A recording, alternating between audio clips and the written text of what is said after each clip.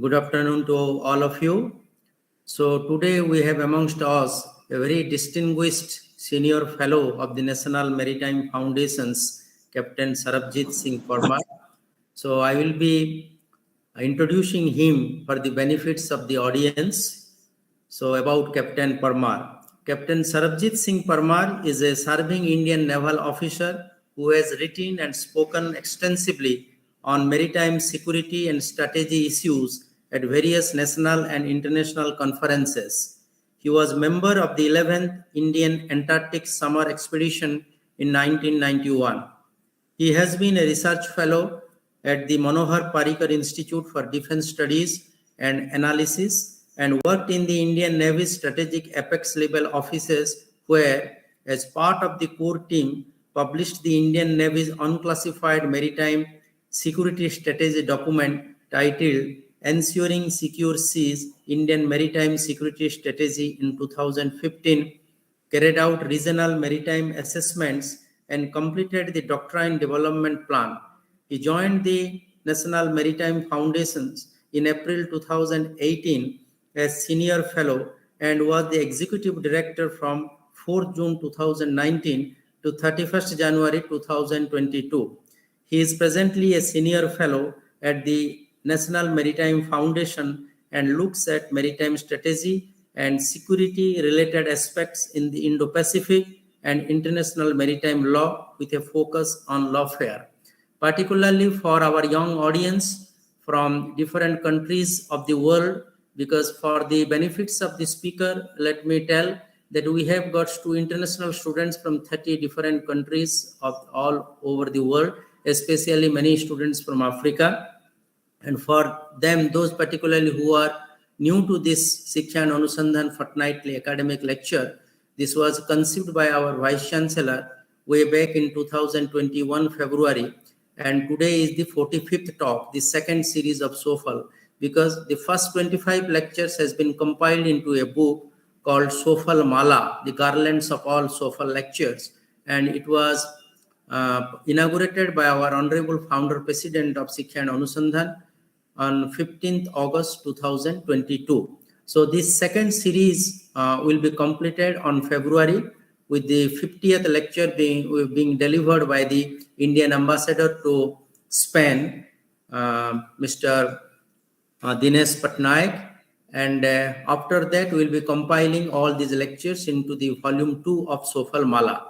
And for the third series, we have tried to concentrate on a single topic, that is integrated maritime studies. So again, all the eminent speakers from the maritime traditions and maritime activities will be roped in for those lectures. So before requesting today's speaker to take the floor, let me tell you that the format of the lecture is like this. He will be speaking to you for 40 minutes. Then there will be 15 minutes of questions and answers. And this is a very interesting topic, very, very important, because as all of you know, that the hegemonistic approach of China has cleared havoc in Indian Sea. So India's focus on Indo-Pacific region has assumed a larger significance and importance. And today's topic is evolving geopolitical developments and strategy options for India in the South China Sea. And Professor Rajaram Panda, who is very close friend of Captain Sarabjit Singh Parmar, maybe he will be in the audience or he will be coming. So just I will let you know about the abstract of the talk, and then I will request today's speaker to kindly deliver his 45th oration. So the contemporary security environment of the South China Sea, which has been impacted by the growing Chinese aggressiveness for some time, is now being addressed by the plethora of strategic partnerships and groupings like the Quad. These aspects are influencing the ongoing balance of power and power transition equations. The Chinese first white paper on military strategy, published in 2015, and the 2020 edition of Science of Military Strategy provide guidelines and pointers respectively regarding the path China intends to follow. This presentation will address these aspects and the strategy options available to India, and given its growth of interaction with like-minded nations. With these words, I am requesting today's speaker, Captain Sarabjit Singh Parmar, to kindly speak on the topic. And so I request you, sir, with these words, please. Thank you so much, Professor Sharma. And first of all, my thanks to the organizers and Siksha Anusandhan for giving me this opportunity. And with that, it's got a long road to follow, so I'm going to do it in quick session. First of all, Professor Sharma, can you see the presentation?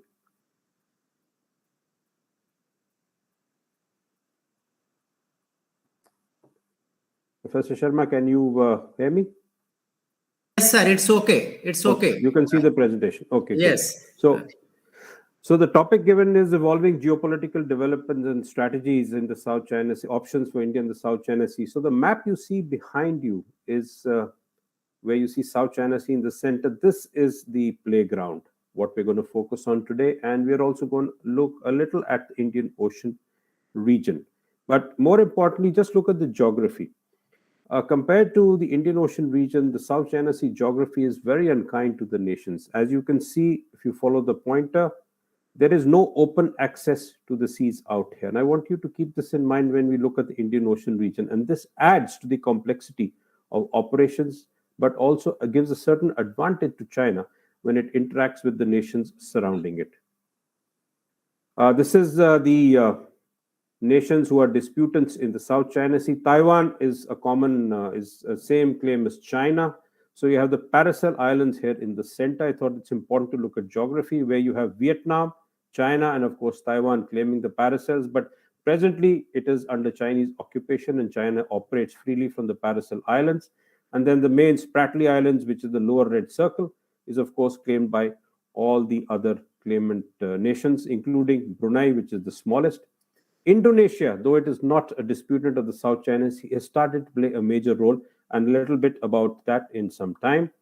But I thought it's important to see that this is where the EZ lines and the red line of the 9- claim, which is this one, and this adds to the complexity of the whole picture. So you can see that there are overlaps in the EZs, and this, of course, is not only an issue with China, but the nations like Philippines and Brunei, Vietnam and Malaysia also need to have a look at this when they look at their EZs, which have been depicted and claimed out here. This adds to the complexity of the islands. And just to give you an idea of how the islands are occupied, if you look at the small black table on the left, you have China occupying 8 islands. You have Vietnam on 29, Taiwan on 2, Philippines is occupying 8, Malaysia is occupying 8, and Brunei is occupying none of them. Now, this is an interesting map. This assumes, this is the extremities of the EZ, and this assumes that if all the EZs are decided and there's a peaceful amikation, the area within this purple line is what is called the high seas, and this is beyond any national jurisdiction. But if the islands which are occupied, as you can see the numbers given there, if all of them are given certain maritime zones, and we will have a look at under the feature of arming of islands by China how it goes, then the end result is that in the South China Sea there will be no high seas, which means the whole lot of South China Sea would actually be under some sort of natural jurisdiction of any of the given nations there. But the ITLOS ruling, or the ruling by the UN International Court on the case between Philippines and China, has ensured that this high seas will remain available, and we will cover that a little later. First of all, let's try to understand the Chinese approach to the South China Sea, and of course the methodology they plan to adopt when they are trying to be aggressive and trying to spread their wings and become a global maritime power. And this is a picture of the PLA colonel, who in 2015 very smilingly showed the world that this is the first military strategy document of 2015. And we will start with this because it's important to understand the background from where China approaches the region. So I will cover the presentation. We will first look at strategic maritime guidelines. Then we will look at the naval force capacity and capability development. We'll have a look on the book which was mentioned by Professor Sharma on the science of military strategy. We will look at rules-based international order and balance of power, which is the main game which is being played. And then, of course, We will look at options for India, which I have clubbed under the term or called shaping a favorable and positive maritime environment. Now, the maritime environment is important because when you look at the Indo-Pacific, willy-nilly, it is more or less a maritime region. So in 2015, we had the Chinese coming out with the first white paper on strategy, and this looked at the national security situation which existed in 2015. You must remember that this is just after Philippines had taken China to the International Tribunal for issues concerning the South China Sea and excesses which China was playing out in the South China Sea. So they came out with the white paper on strategy. There are white papers on defense that come out for those who follow this, the research on China's military strategy. But the only paper that came out so far on strategy was 2015. And this very clearly laid out the missions and strategic tasks. Some strategic guidance of active defense is what China looks at. It's called active defense. Then they looked at building and development of China's armed forces, which we see is going on in a very accelerated manner. Then there is mention of something called preparation for military struggle. Now, all throughout, when you go back and read all the white papers of China or any political statements that have been made at various times, there is always the mention of preparation for military struggle. And this is the main point that drives China towards its aggressiveness, and also the aspect that the whole world is against them and therefore they have to stand up. And especially in the South China Sea, especially where you have the US alliances working and the Quad, which is now developing slowly. And of course, the issues in the Indian Ocean region where China sees India as the main adversary. And then, of course, last is military and security cooperation, which personally, to my mind, is a question mark. Is that if China is to cooperate, with whom will it cooperate? It hardly has any friends and allies.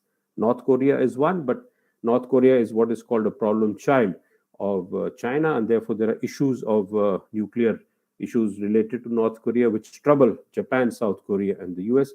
But who is it going to cooperate with? In the Indian Ocean region, we can maybe look at Pakistan. Towards the Mediterranean, maybe to some aspect, we can look at Turkey, where there is a certain convergence of similar aspects and approaches. Russia is another issue, but we'll come back to that a little later. So I will mention that when we look at the balance of power. So this is the guidelines under which China approaches the national security situation. And there's a three-step approach to this. So from 1949 to 1980, it looked from the near coast defense to the near seas, active defense. And then 80 to 90, it looked at defend actively, operate in the near sea. So it started moving out from its coastline. Remember, 49 to 1980, there was no emphasis on the maritime. It was mainly on land. They looked at developing themselves. But when the war with Vietnam in 1979 took place, and then, of course, there was the famous Battle of the Ferry Cross Reef, which happened later on, China, though it took losses, it did win that battle. With the war with Vietnam, the jury is still undecided, but Vietnam did give China a bloody nose. It realized that it had to accelerate and develop its navy, and therefore the thought of coming out as a global maritime power was laid to seed. And therefore, from 1980 to 1990, they were mainly operating in the near seas. We'll come to that. I'll show you a map which shows you what do they mean by the near seas. But then from 2015 paper was very clear that they will look at the near seas defense and far seas protection. And today, China's maritime interests and national interests are global. So whether it is the Indian Ocean region, whether it's the South Atlantic, whether it is the Pacific, whether it's the Western Pacific or East China Sea, they are slowly expanding out. So they look at defense in the near seas, but they look at protecting their interest in the far seas. So here is the famous... Sir, the slides are not moving, sir. Only we are seeing the first slide of 6. Okay, from my side it is moving. 1 second. So otherwise you can start sharing again. Okay, so where would you like me to start from? Can you see it now? No. You share it again. Okay, 1 second. Now your sharing has stopped. Oh, I see. 1 second. I think this is a perpetual problem with the Google Meet. Yes, sir. Mm-hmm. All right. Can you see the slides? The slide sorter? Now the screen sharing is okay, but you come to the updated one. This is okay. Okay, can you see the slide? Yes. Now it is moving. All right, thank you. Just keep telling me if the slides are not moving. Okay.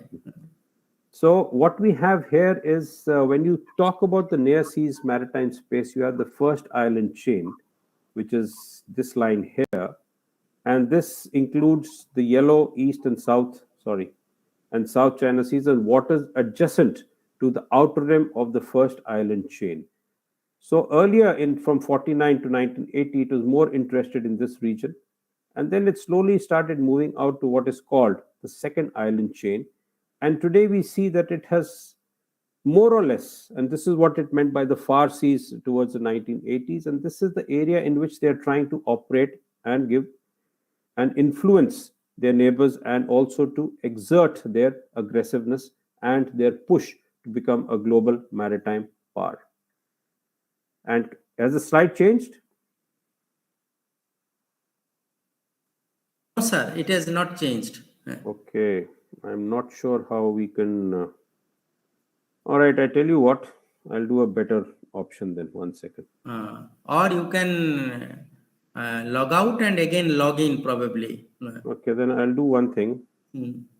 Would this be okay? Can you see this? I think No, this now this sharing has stopped. Okay, I'll just share once again and now I'll see what we can do. I think the next time best is to send you the presentation. Yes. That would be better. 1 second. Okay. So can you see? Yes. Now the maritime markers is very nicely displayed. All right. So I'm going to follow this and I'm not going to do a presentation. So hopefully it should work out. So we've had the first island chain. We've had the second island chain here. And this is the region in which we see China is operating more and more freely and aggressively. There is the third island chain that connects Hawaii and it encompasses Guam. And that is the third level at which it's going to work. And these are maritime markers. There is also talk of a fourth and fifth island chain, and that is in the Indian Ocean region. And this is your number 4 that supposedly connects Diego Garcia to Hambantota and then goes on to Gwadar, where China has interest in the port. And the fifth island chain goes along the east coast of Africa. But these are maritime markers. So therefore, among the strategy options is to sort of erase these maritime markers and reduce China's ability of actually pushing these island chain theory, which is again a Western origin. It is not a Chinese origin at all. So the 2015 paper envisages a larger role for China. The paper looked at principal threats and it identified the United States, Japan, activities in the South China Sea by other nations, activities in East Turkmenistan, Taiwan, and Tibet. And the principles that were adopted for this guidance was to adapt to changes. And that is something they've been doing very, very good and very fast and quickly.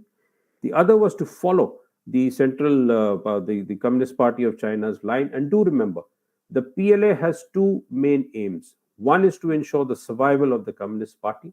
And number 2 is unification of Taiwan. Everything else is secondary. So that's why after that, you have something which is called active defense. And all this adds to the guarantee to the Chinese dream which Xi Jinping has been pushing for a very, very long time. Now, how does it plan to do this? So therefore, there are 3 phases in which it looks to do this. One is to achieve sea control in the maritime area encompassed within the first island chain by 2000. The second was to extend sea control up to the second island chain between 2020 and 2030. We are today at 2022. There's a slight delay in this because it is facing a lot of other issues which do not permit it to actually exert the pressure it wants to do, because there's a lot of international pressure. And then, of course, the whole concept of the Indo-Pacific and nations coming together under various minilaterals and Quad, which I will cover a little later, is sort of slowing down it's China's ability to exert its influence in these areas. But the idea is for the PLA Navy and therefore China to become a leading Indo-Pacific naval power. In that context, I would say maritime power now between 2040 and 2050 with the trappings of a future global naval power.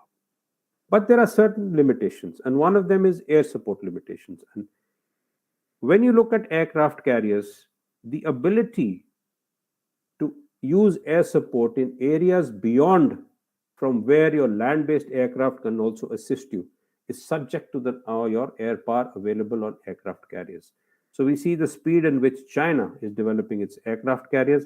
It will take time for them to build it. It will take time for them to train pilots, and it will take time for them to ensure that the overall picture, which is developed with air support limitations, is done. So when they enter the Indian Ocean region, this is a very big limitation for them. Mind you, the same limitation applies to India when we enter the South China Sea, even if we send a carrier battle group into that area, whether it is peacetime or whether it is in conflict time.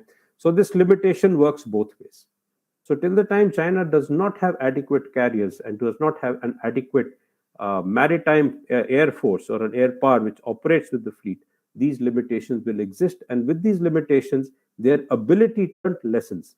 So the first lesson they have learned is the requirement of a sea-based strategic deterrence and counterattack capabilities, which look at strategic pre-position capabilities. Now, to give you the Indian example, which is a strategy option for us, is we are now testing a missile that's going to be fired by our SSBN, or the nuclear submarine that can carry ballistic missiles. So for the first time, China has realized that this is a threat and this is a strategic deterrent value. Therefore, if you have been reading the news, they have been sailing their what they call the spy ships, or ships capable of tracking any missile test, so they can assess whether how genuine is the threat. But I always say that the day we can actually threaten Beijing from the center of the Bay of Bengal, we actually have a good sea-based strategic deterrence, which works counter to this first point, which China is also looking at. The second is high sea mobile combat capability, essentially looking at open sea areas far away from land. And as I said, their interests are global. Therefore, they need to have this high sea mobile combat capability by which they can operate in various maritime regions consecutively or together in one way. That is the reason why they are building so many ships at a very fast pace. And they are building ships along with supply ships, which will be able to sail with these ships and provide the staying capability in the far seas areas. Then, of course, the most important thing is integrated offshore combat capability. This comes to their own defense, and therefore the words in red are coastal waters, island, and reef defense. They are still looking that one thing China is very scared of is that boots on ground, and this comes from the century of humiliation, which they say. So they'd like to keep their adversary as far away from their land as possible, and that is why they are looking at this sort of offshore combat capability. Then the other is comprehensive sea area control capability, in which they will be able to control and manage escalation totally on their own steam in their which is advantageous to them.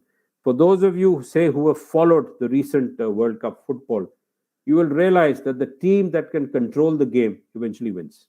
So this is something like that. If you can control the pace of the game or the pace of escalation or the pace of conflict, you would have won the battle.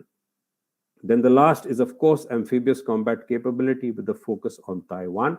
And this is something that we look at Ukraine and we look at Taiwan, but they are different theaters. The stories are totally different.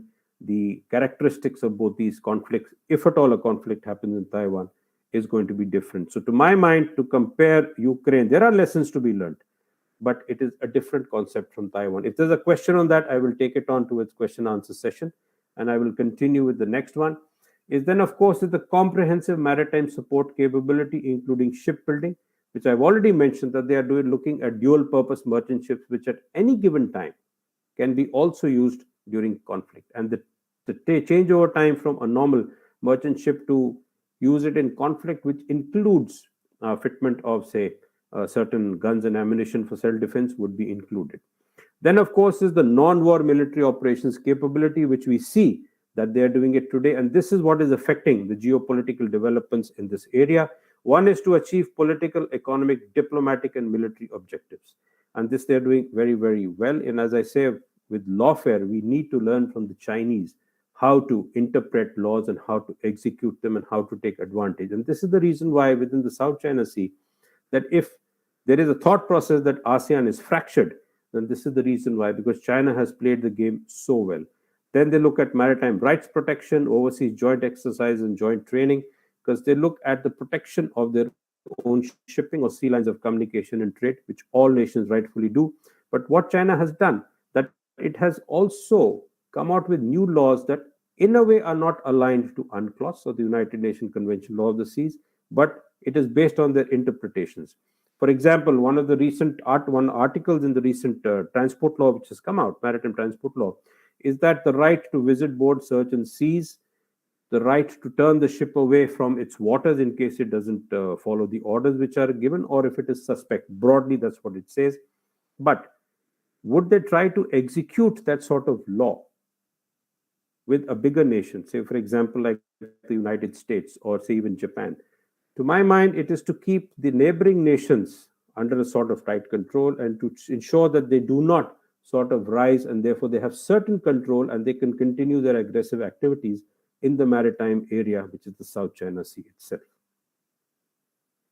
This is an important aspect. So when Philippines took China for international arbitration on the South China Sea, it gave 15 submissions, out of which the tribunal looked at 4 aspects were addressed. China's historic claims, number 1, were rejected. The status of islands and rocks, which as per UNCLOS Article 121, for those who are interested, can read Article 121 of the United Nations Convention of the Laws of Seas. So the tribunal said that none of these islands or rocks have the status of islands and rocks, which means that maritime zones cannot be given to them based on the UNCLOS.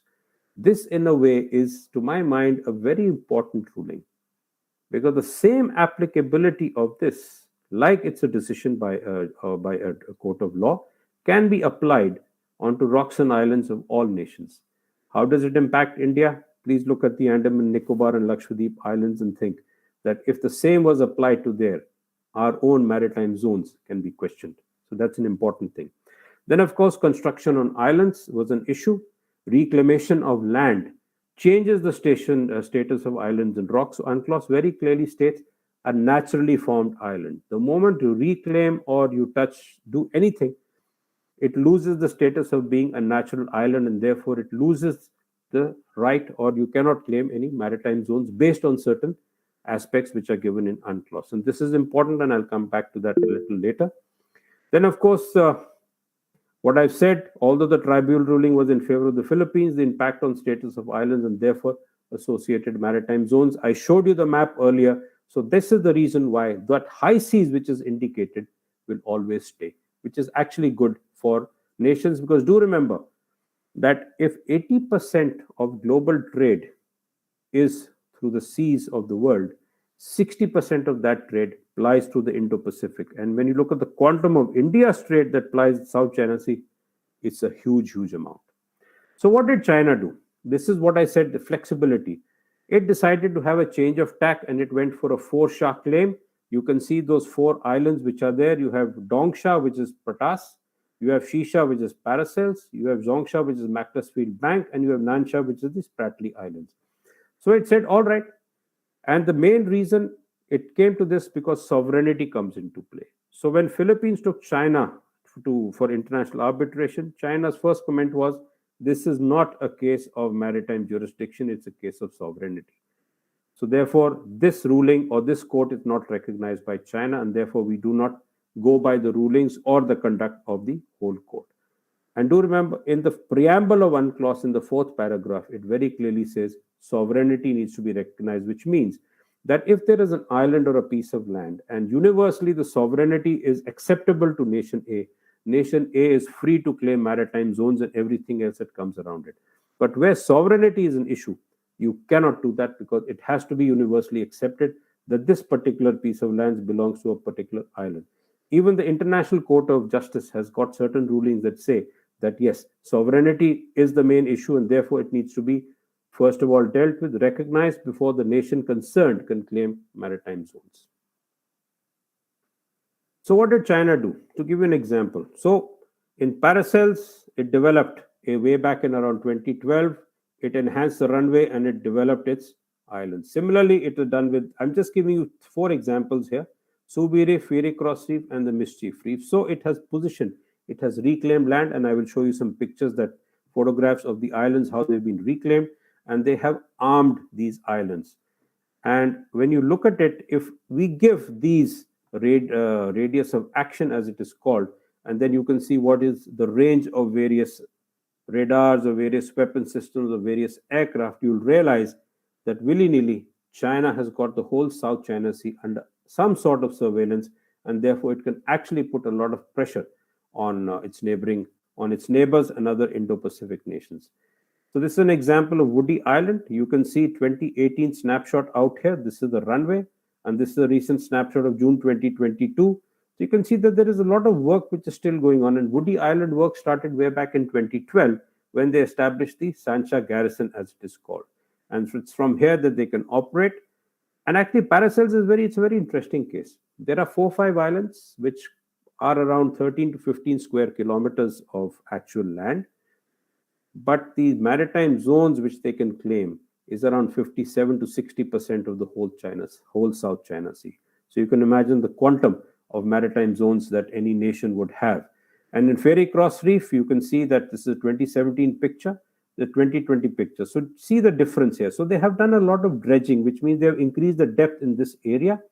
So this also provides safety for ships to enter, refuel, and they can therefore go out on patrols. And this is, see the length of the runway out here. And this is similarly Mischief Reef. You can see the entry points here as you follow the cursor. And this is all deep sea area inside where ships can safely come in and anchor. And the same thing has applied to the Subi Reef. You can see the manner in which it has improved, and there's an entry here for ships to come in apart from the runway. And then all of these islands have certain self-defense features, therefore to protect itself. And I will take you to 2019 in the ShangriLa Dialogue, when the Minister of National Defense, when he was asked about arming of islands in 2019, this is what he said, that it is the legitimate rights of a sovereign state to carry out construction on its own territory, signifying that this is our territory and therefore our sovereignty is supreme. And China has built limited defense facilities on the islands and reef for self-defense. It is only when there are threats will there be defenses. In the face of heavily armed warships and military aircraft, how can we not deploy any defense facilities? This was the time when the US FONOPS was actually building up, and we had the US and its allies ships and aircraft encroaching these islands, and China kept on telling them to stay away. So this is a very strong statement to be made, which actually means that how can we not deploy defense facilities? It indirectly dictates that if you attack these islands, we will take it as an attack on our sovereign territory, and therefore China could retain the right of self-defense, which is enshrined in the UN Article 51, UN Charter Article 51, the right of self-defense. So a little bit on the anti-ship ballistic missile, since we were talking about aircraft carriers, and this is an old snap, but you see the extent of the range of the missiles, and therefore you can see that it has actually crossing out beyond the third island chain, encompassing almost the fourth and fifth island chain out here as we look at it. Just to stretch the argument, let's say Pakistan permits China to position an anti-ship ballistic missile in Gwadar here. Can you imagine the quantum of area they would cover from here? But that is just to stretch the argument. Whether it will happen or not, we are not very sure.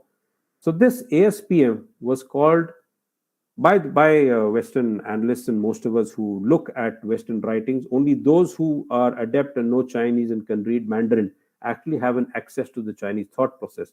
So this was thought to be a balancer and was called China's A2AD. A2AD is anti-access area denial. So anti-access means deny entry into the area. Area denial meant once if your adversary in the area, you prevent it from maneuvering into a position of advantage. But in the Chinese lexicon, in their language, there is nothing called A2AD. The closest that comes to it is the Active Strategic Counterattacks on Exterior Lines, ASCEL. This was developed by the Academy of Military Science, Beijing, which actually contributes a lot to the science of military strategy, the book which I had mentioned to you. I have been fortunate, or in the National Maritime Foundation, we had a delegation of the AMS who had come over for a meeting, and this was in 2019. And when I mentioned this ASCL to them, the general who was leading the delegation said, he says, well, we came out with this. So that's a sort of a stamp of confirmation that active strategic counterattacks on exterior lines is a sort of strategy that China would like to use. So therefore, it is strategic and not at the operational level. It will be conducted throughout the conflict, as far away from Chinese mainland as possible. It is asymmetric against the superior adversary, and that superior adversary, that first thing that comes to mind is the US and its allies. It is a counteract, therefore reactive, and therefore China will not fire the first shot. It is my belief that China will force a nation to do something thereby saying that I am acting in self-defense, forcing the other side to fire the first shot, therefore alleviating itself from any blame that may come its way. And the main area of this strategy would be between the first and the second island chain. What are the advantages of this? Is first of all, it gives strategic depth. There's a buffer to the mainland. Keep the adversary as far away as possible. It will enable the encirclement and isolation of Taiwan. And while it is doing this in peacetime, it's a training ground and springboard for power projection beyond the first island chain, with the extension coming up to, say, the fourth and the fifth island chain. And then, of course, due to the resources and the slots important for many nations, as I mentioned, including us, energy and trade is the main reason why they would like to keep this area as far away as possible from anybody else. So again, in 2019, in the ShangriLa Dialogue, when the issue came on the US and Taiwan, this is what the Minister of Defense had to say. He says, we hold different views with the US side on several issues regarding the wrong words and actions of the US on Taiwan and the South China Sea. We express our firm opposition. These are very strong words to be made in an international forum such as the ShangriLa Dialogue. But of course, the Chinese were not mincing their words, and they were very clear on what they were going to do. In the 2020 ShangriLa Dialogue, the same minister, the same gentleman was there, and this was a little more diluted approach. There were not so many, there was no direct naming done, and there's a little diluted statements that came, and he said, to us, the strategy is an attempt to build an exclusive small group in the name of a free and open Indo-Pacific. This is with reference to the US Indo-Pacific Strategy that was published in February 2022. I've done an analysis of this, and it's available on the NMF website for those who are interested. And he says that the attempt is to build an exclusive small group in the name of a free and open Indo-Pacific to hijack countries in our region and target one specific country, which obviously meant China. It is a strategy to create conflict and confrontation, to contain and encircle others. China holds that for any strategy to be valuable, it should adapt to historical global trends and contribute to regional peace, stability, and shared interests of all. More recently, the Chinese ambassador to Paris has again come out that the Indo-Pacific is not a concept. It doesn't exist. So they stick on to Asia-Pacific, and the same manner Russia also does the same. So there is certain convergence of views as far as Russia and China is concerned, and that's something we need to watch out as to how does this sort of a friendship develop. The other statement with respect to Taiwan that was made by by the Chinese defense minister, again in 2022 ShangriLa Dialogue, he said that Taiwan is first and foremost China's Taiwan. It's an internal affair of China. China will definitely realize its unification, and reunification is a great cause of the Chinese nation, historical trend, and this adds towards the Chinese dream. And those who pursue Taiwan independence in an attempt to split China will definitely come to no good. And then, of course, they said that foreign interference is doomed to fail. So this is an issue that keeps on coming up and up and again.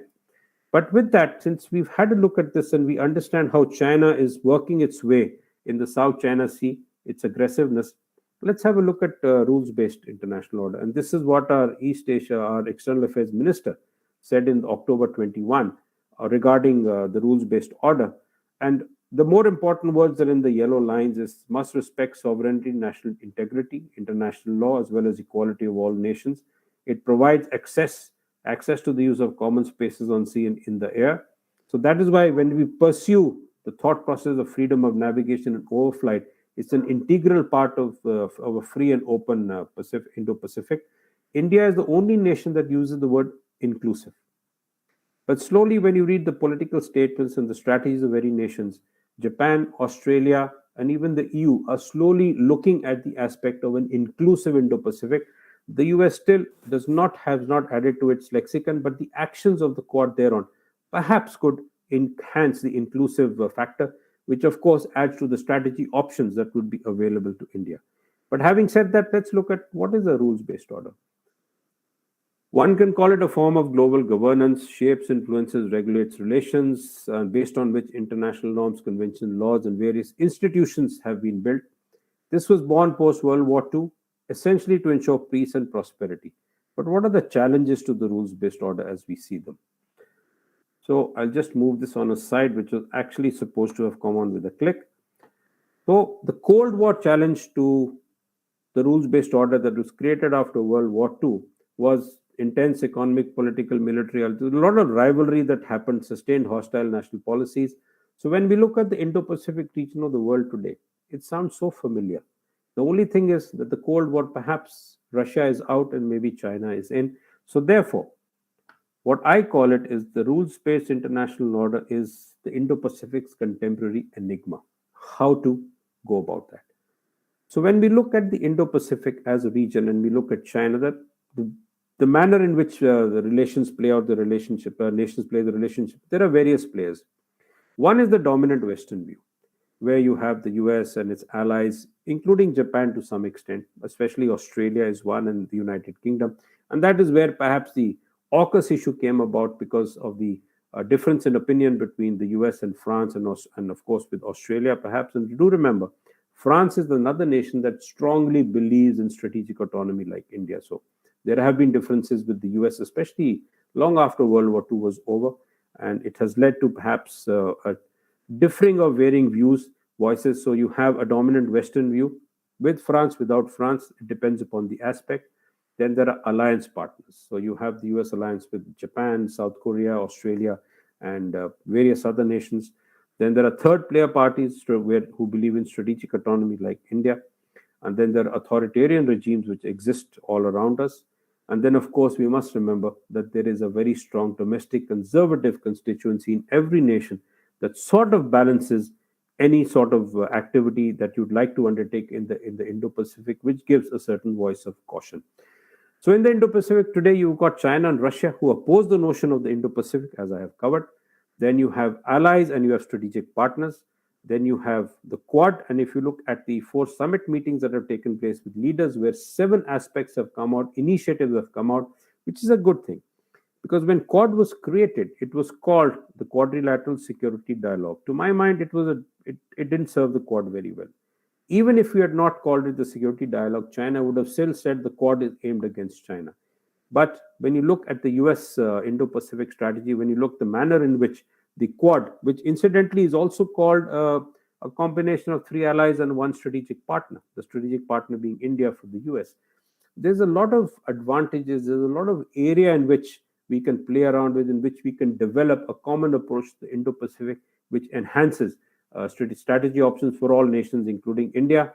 And then, of course, there's the issue of ASEAN, the question of ASEAN centrality. How important is it? All nations agree that we need to look at ASEAN centrality. ASEAN nations themselves say that if we don't have ASEAN centrality, then perhaps we cannot maybe think together. And then, of course, ASEAN nations always say that do not force us to choose sides. So when you approach through the Quad or you approach to any singular nation approach, it is to be in a manner that the nations are not looking at being forced to choose sides, and that is specifically between China and anybody else. And so therefore, now we're looking at the balance of power. So this is, if that are the varying voices, how does the balance of power work out? There are many definitions of balance of power, and I find that I quite like this definition. It's my favorite, where a particular distribution of power among the states of a system, such that no single state and no existing alliance has an overwhelming or predominant amount of power. But along with the balance of power, you have something which is called power transition. So when you look at the power transition, and this is a 1958 diagram by Kugler and Organsky. Of course, there was one colony below small powers. There's another horizontal bar called colonies, which I have removed since colonies no longer exist. And you have this line that divides between satisfied nations and dissatisfied nations, and this line will vary. And I'm very fond of Barry Buzan's regional security complex theory, which also supports a lot of the issues which I've spoken about. And therefore, this line can vary depending upon the region you're in. But let's say we look at US as a dominant nation status. To my mind, it's no longer a dominant nation, but it has dominant nation status. Given the fact that it's a strong economy, it is still a global power in certain reasonable terms. But more importantly, because of the alliances and the strategic partnerships which are developed over a period of time, including with old adversaries or nations with whom they were at daggers, including nations now today like India and Vietnam.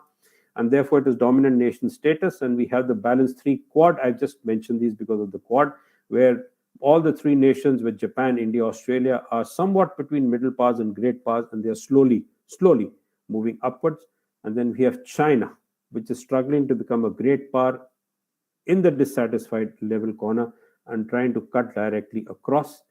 And to that, if I add Russia today, so when you look at the recent US national security strategy, it identifies Russia as an immediate threat, but it identifies China as the only nation that has the capability of actually upsetting the existing global order or the rules based order. So it sees it as a competitor. So immediate threat, and it sees us as a competitor. So there's a difference in between. As far as the US is concerned, in the 2018, one of their strategy papers, it called Russia a marginalized player in the Indo Pacific. And especially after Crimea and the present ongoing, what do you call, Ukraine war, Russia has little focus left on the Indo Pacific or Asia Pacific as it calls it. But do remember, Putin, way back in 2012, called something called the pivot to Asia. And long before Xi Jinping had spoken about the Chinese dream, Putin had spoken about the re-emergence of the Russian Empire. So when you look at the Russian maritime doctrine that was released on 31st July this year, again, there's an analysis on the NMF website which was conducted, I did with two fellow scholars. It's very clear that the Asia Pacific is a focus of attention of Russia, but it harks back to the days of the search for warm water ports during Cold War. And therefore, that is the reason why Russia is going to focus on the Indo-Pacific and also Indian Ocean region in a big way. So what are the options available?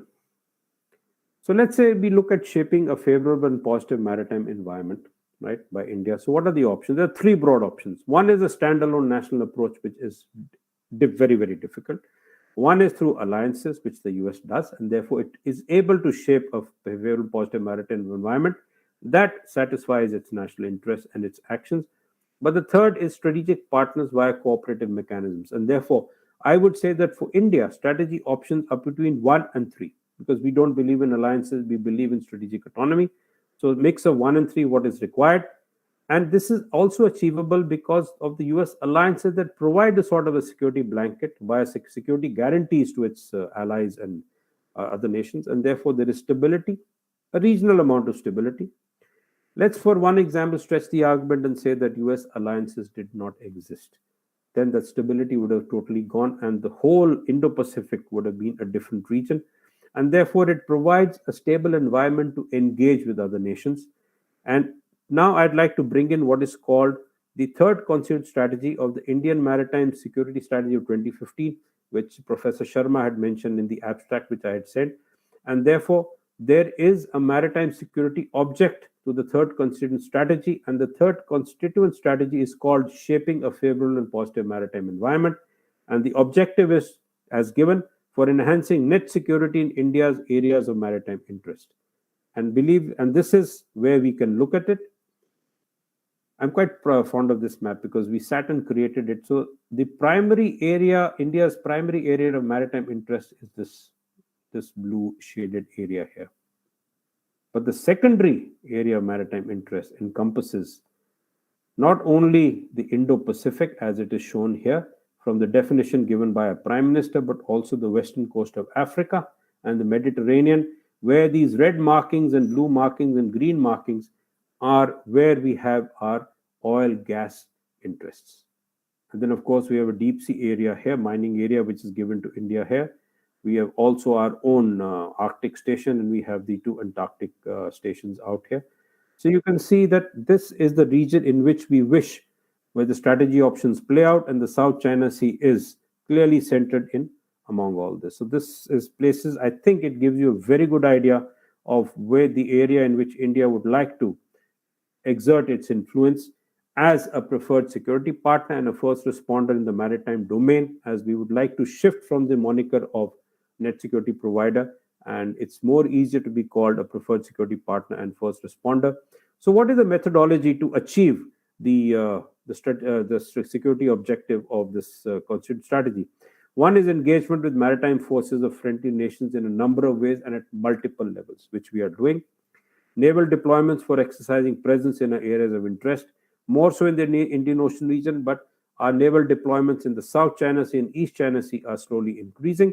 Then look at maritime capacity building and capability enhancement through cooperation in training, technical areas in hydrography, and where nations cannot come to us, we are providing mobile training teams We engage at various multiple levels through the MEA and through the three services.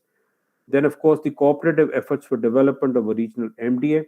We have our Indian International Fusion Center at Gurugram here, which has got international liaison officers from 10 nations. It will slowly increase. We are looking at signing more white shipping agreements. We are also looking, as a Quad initiative, to looking at an Indo-Pacific maritime domain awareness engagement program. And then, of course, is the conduct of maritime security operations, both independently and in coordination with other maritime forces in the region. And just to give you a snapshot, today the Indian Navy engages in 20 institutionalized exercises. They're all named here. And the countries in red belong to the Indo-Pacific. This will only increase over a period of time. With ASEAN, which is important due to the centrality, we are looking at the first maritime exercise with ASEAN nations, many of them who find mention in this table, but with ASEAN nations sometime, I think, first or second quarter of next year. This was decided in the recent ADMM Plus meeting that took place, where our defense minister had gone. And RIMPAC is called the Rim of the Pacific exercise, which is also conducted by the US. And we have an increased participation in that. So when we do this, we are ensuring a higher degree of interoperability. Sorry, but the other strategic options is engaging in 2+2 dialogues. We are engaging Australia, Japan, Russia, and USA. 1 minute. So contentious issues can be sorted out at this level. We have logistic agreements with the number of nations mentioned there. This defines and this enables our ability to work towards interoperability. Recent examples are given there. Even as we speak, we have a PATI operating from Seychelles. And then, of course, do remember 15th August this year, we had 7 naval ships across 5 continents unfurling the tricolor on 15th August. And therefore, we look at presence in all these regions. But there's a need to look at permanency of presence. How to achieve that is a strategy option that needs to be worked out, and this has to be an all-government approach. And then, of course, one option we could look at is basing of ships at friendly ports for longer durations. This will enhance cooperative mechanisms and interoperability, but more importantly, it will build trust. And trust is the overarching factor in all engagements. But there's an issue that requires certain sort of thought here. Malabar, willy-nilly, the Malabar exercise, which we carry out with US, Japan, and now with Australia is sort of connected to the Quad because it's the same 4 nations. We need to de-link both. We need to position Malabar as a standalone exercise, and one is to enhance inclusivity, which means we can look at participation of regional navies. And therefore, that adds to a free and open Indo-Pacific, which is the aim of many nations. And with that, we will sort of de-link Malabar exercises from Quad, and not that China will be mollified by this, but we increase the inclusivity factor, which is, to my mind, missing in many of our engagements. Then, of course, the first step could be to either position them observers on board the various ships that participate, and the second step is physical participation, but in their own regions, areas of interest. For example, I'm fond of giving this example, is that we cannot expect nations of the coast of East Africa or Indian Ocean region island states to have very strong interest in anything that happens in the South China Sea. So we need to engage them separately, and we need to engage the nations in South China Sea and the Western Pacific in a different manner. Then, of course, with Quad, I've already said we need to drop the security dialogue aspect, which is slowly being done. The US Indo-Pacific Strategy, which was published, as I said, in February 2022, looks at many non-traditional aspects by which the Quad will engage like-minded nations, and therefore we need to push the Quad as a loose entente of like-minded democracies within the Indo-Pacific's emerging security multilateralism. And the initiatives by the Quad Leader Summit meeting, some of which I have covered, is a push in the right direction. And if you have read the statement by the US National Security Advisor recently, fellowships for students was one of the initiatives, and therefore they have extended invite to 100 students, 25 from each of the Quad nations. But unfortunately, it is only for STEM. we need to change STEM to STEAM and get arts included in it, and that will perhaps increase the participation and enhance the strategy options available to not only the Quad countries, but especially to India. And then we need to perhaps look at the minilateral route. Our external affairs ministers mentioned plurilateralism. Smaller groups are workable. They can focus on specific interests, areas in certain areas of common areas.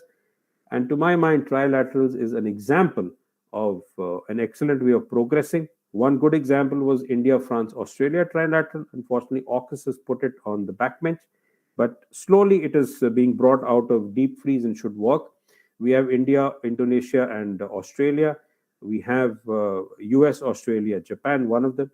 And one new quadrilateral that has come about is I2U2.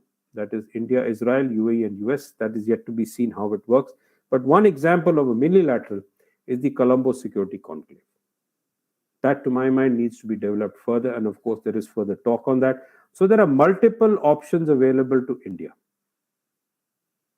But, and I leave you with this thought, that the only thing worse than having no strategy is having too much strategies.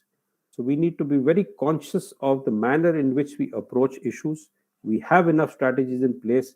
The Indian Pacific Oceans Initiative, which is another option available to India, but we need to push it. And therefore, even with IORA for that matter, to my mind, India needs to sit in the driver's seat and take both these buses in the best interest of the region and under the overall umbrella of what is called SAGAR, Security and Growth for All in the region.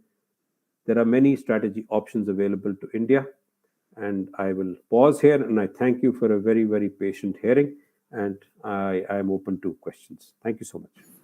Thank you, Captain Sir. Thank you very much for your enlightened talk on the Indo-Pacific area, particularly these evolving geopolitical developments. Actually, we have got, I think, some, though it is 5:28, we can take one or two questions. So I have got a question, sir.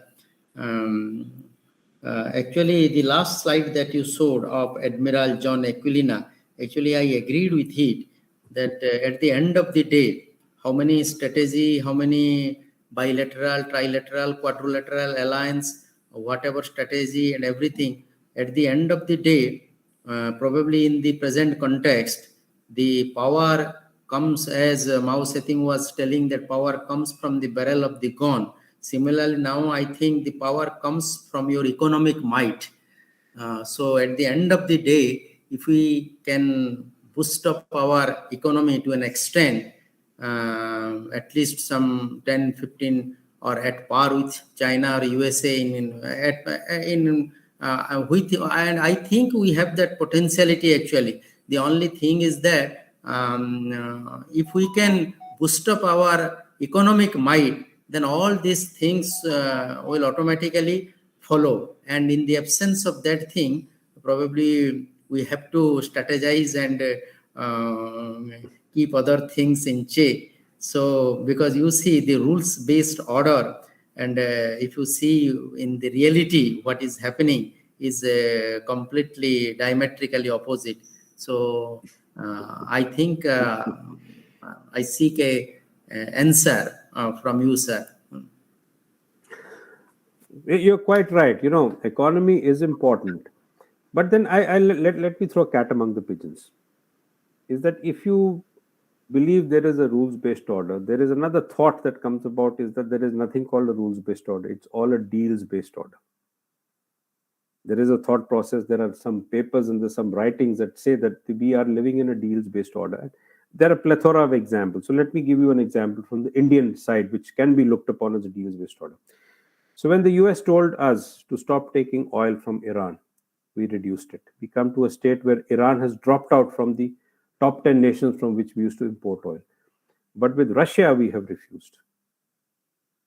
So today, among the top 10 nations in US dollar criteria, we find in the top 10 nations, Russia and the USA both figure as two countries from which we import oil. And USA, if I remember correctly, I did this study a month or two back, is at number 5 and Russia is number 9. So either it's a deals-based order in which a lot of the economic might. So AUKUS is another example. is that all of a sudden, if Australia decides to drop a submarine deal with France, which includes a lot of money and adds to economy in a way, with the defense industries of nations being one of the major contributors to international relations and how development of militaries take place, is that Australia had its reasons saying that the timeline was too much, but France said you can't do it all of a sudden. You have to give a certain notice. So economics is there. Obviously, I totally agree with that. And if India is going to become, say, the fourth largest economy and perhaps the third as years go by, but do remember, you need to have some sort of other power in hand to enforce that your economics go through. China's BRI is one famous example where it was a sort of an economic thing, but they couldn't follow it through. So there are lessons to be learned as to how to go about with economic might. Thank you, sir. Thank you very much. Anybody who can ask questions? Good evening. There is one in the chat box probably. Good evening, sir. Why India is not taking an army base in Socotra island of Yemen, by which we can counter China, and also we can secure our supply lines to India, and also we can counter Gadar port of Pakistan, and also the ships coming from Suez Channel. Suez Canal. That's a loaded question, and thank you, Priyanshu Panda, for the question. So, traditionally, we do not look at positioning our troops on foreign land unless we are invited to do so. This is part of our outlook, military outlook, and part of our strategic autonomy. But by positioning troops on, say, Socotra Island of Yemen, how do we counter China there? If you're looking at Djibouti, then it's a totally different aspect, and Djibouti is a different story. In any case, we can secure our supply lines to India. We are doing that in any case. So when you have stability in a region and you have presence, automatically your slots get protected in a way. And that is something that nations are working together. And when you look at the number of multinational forces that are sailing, whose navies are present in that particular area, from anti-piracy, the role has changed to stability. So automatically your slots will get protected. As far as Gwadar is concerned, I think it's highly overrated. China's investments in Gwadar, if let's say take it from a trade point of view, does not make sense. You can build a port anywhere, but to get trade to go there, you need stability. And do remember, even if you look at the oil pipeline that is supposed to come through what I call CPOC OC, that is China-Pakistan Occupied Kashmir Economic Corridor, and not CPEC, it is coming through a very unstable region of Pakistan. So Gwadar port is not, to my mind, it's overrated. We can overlook that aspect. What we need to look at is Jiwani, where there is a certain interest taking place, and Jiwani is closer to Chabahar, where we have our own interest, and it is closer to the mouth of the Strait of Hormuz. So you can be present, but you don't need to be physically present there, especially in this particular region. As far as Djibouti is concerned, it's very interesting. You got Chinese, you got the Americans, you got the French, you got the Japanese operating from there. But in times of conflict, the laws of neutrality will kick in. So let's assume we base our soldiers on the Socotra Island of Yemen, and we have a conflict with China.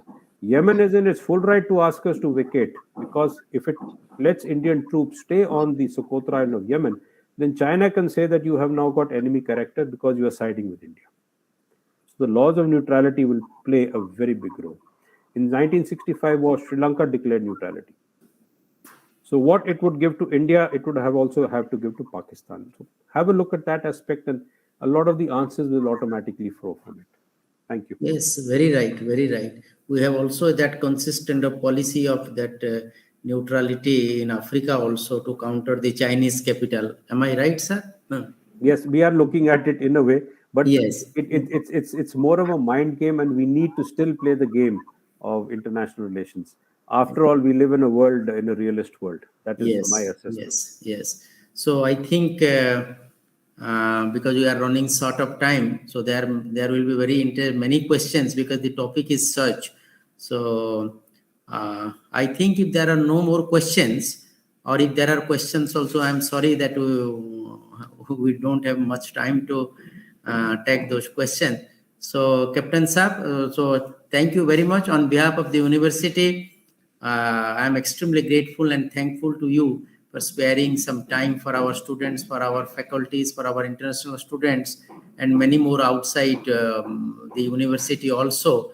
And so Siksha and Anusandhan fortnightly lecture has become appreciated by many. So automatically people join. So thank you very much, sir. Thank you very much. Thank you so much, Professor Sharma. And if there are any questions, the students are free to contact me any given time. You have my Yes, sir. contact Yes, details. yes. I will also ask you 2-3 more questions. Please do. Please do. Okay. Okay, sir. Thank you very much. Thank you so much, and I hope to interact once again whenever we can. Definitely in the integrated maritime studies.